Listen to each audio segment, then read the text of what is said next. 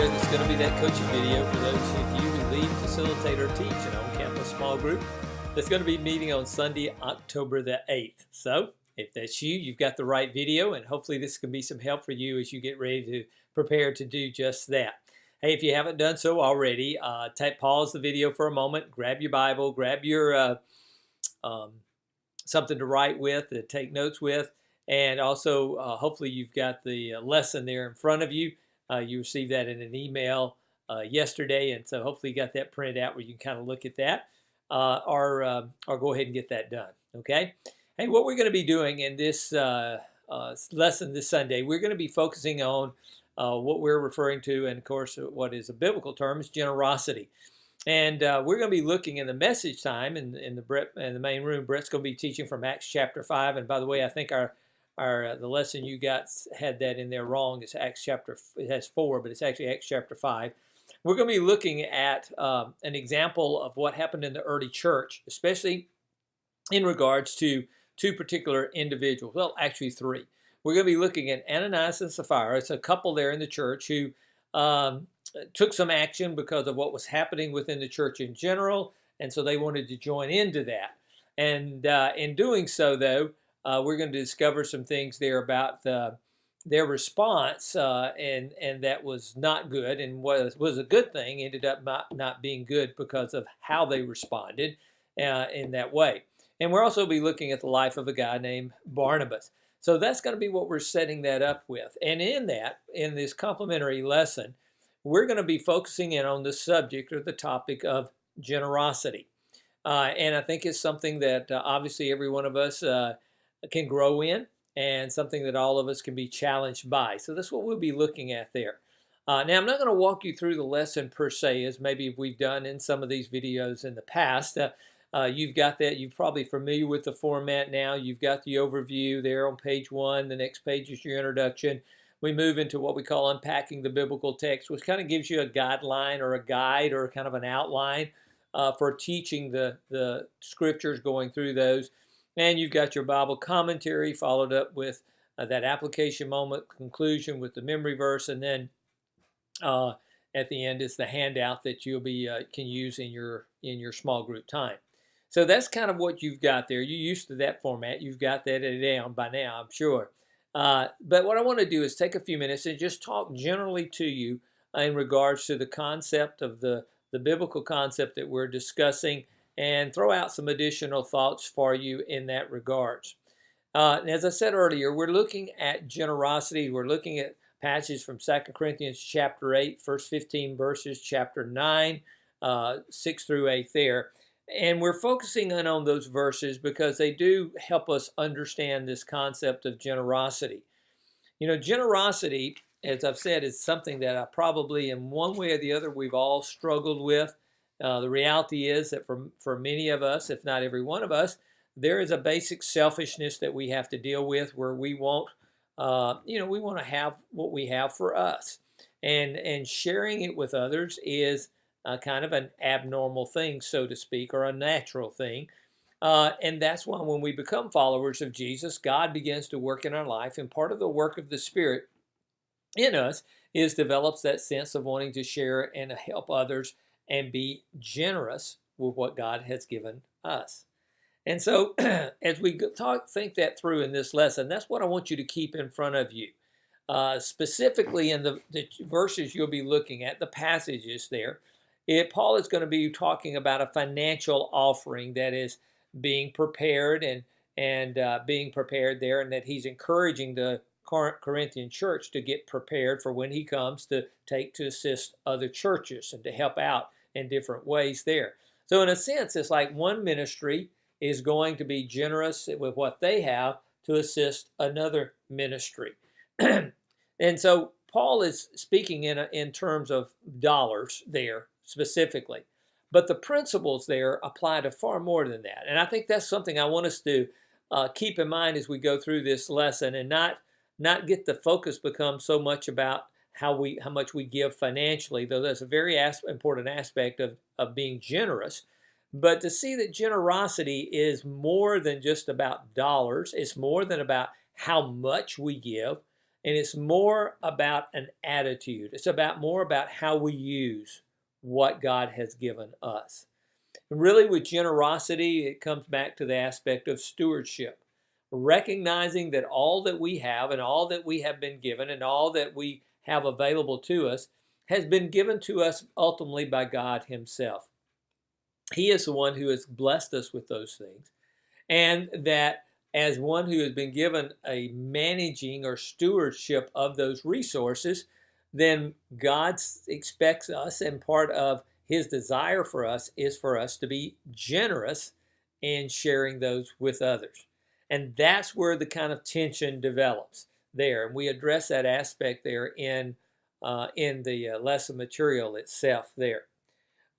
So as we go through there, we need to think through what is generosity and what does it include. We often think of it in terms, as I said before, about how much can we give financially. We talk about a generous person as someone who gives a large amount of money. But it goes deeper than that, because generosity shouldn't be determined based on how much we give, but in the attitude that we give and the spirit that we give. Generosity is really all about a lifestyle more than a certain amount. And by the way, you can be generous if you have a very little amount of resources. You can be very generous with those resources, though the amount that you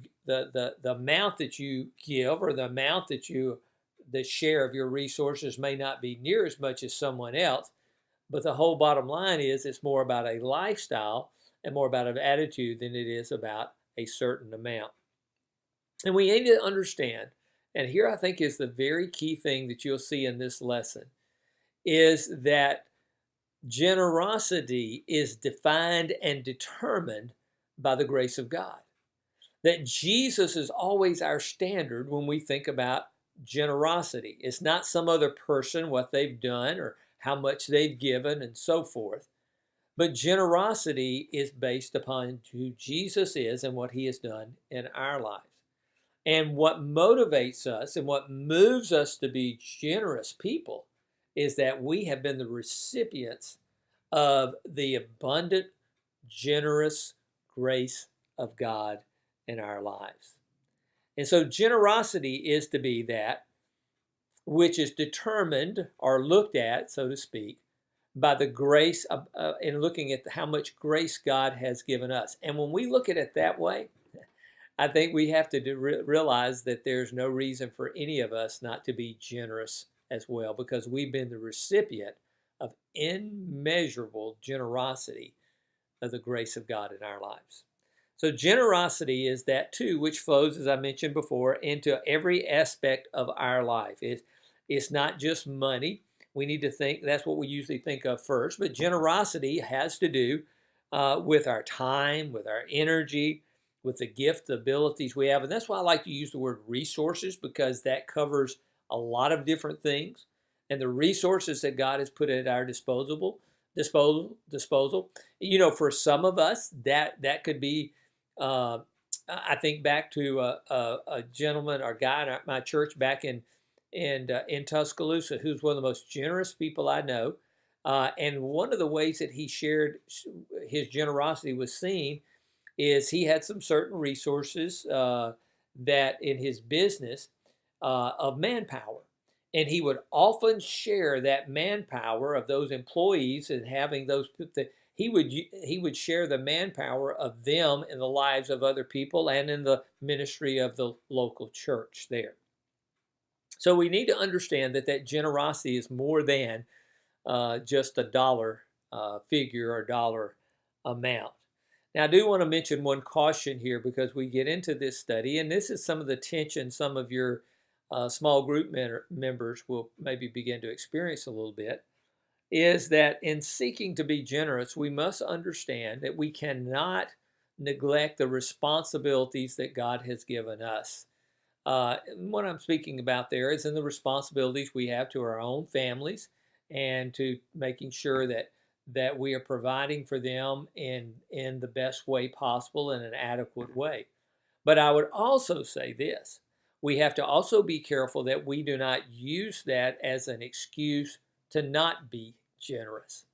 Because oftentimes what we can do is say, well, I would like to be generous in this way or that, but I've got these responsibilities. I would caution us to look at that in a holistic perspective and see that maybe one of the reasons we say we can't be generous is not so much because we have these responsibilities. Maybe we're using those resources in other ways that doesn't allow us to be generous in this particular way. And what I'm getting at there is that generosity means that it's often we're going to have to choose to, if we're going to be generous, we're going to have to choose to adjust our lifestyles. That's why in this passage, Paul mentioned several times the concept of being of sacrifice or being willing to give up certain things. In fact, one phrase, I think as you look into the study, you'll see where Paul talks about that the churches of Macedonia gave not so much from what they have, even from what they didn't have there in that way. Now, a couple of practical things, and I'll wrap up my thoughts with this, is in living a generous lifestyle. And that's really what we're talking about here, a lifestyle. A couple of practical things. Number one, if we're going to be generous, we've got a plan to be generous. You know, one of the things you see here is Paul continually drives home the point to the church at Corinth. You need to get prepared. You need to be ready for this, have this offering in hand when we come.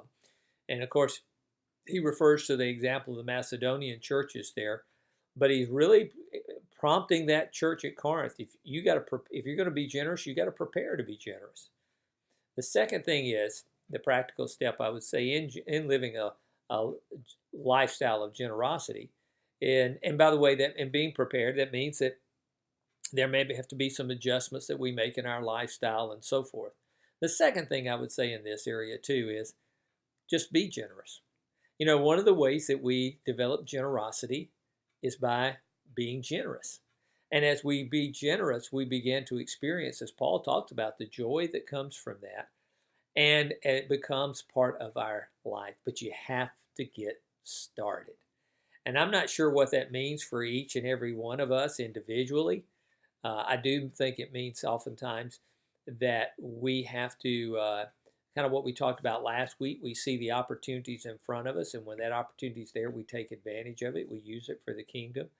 And I think we need to look for opportunities to be generous, to see those opportunities that come up.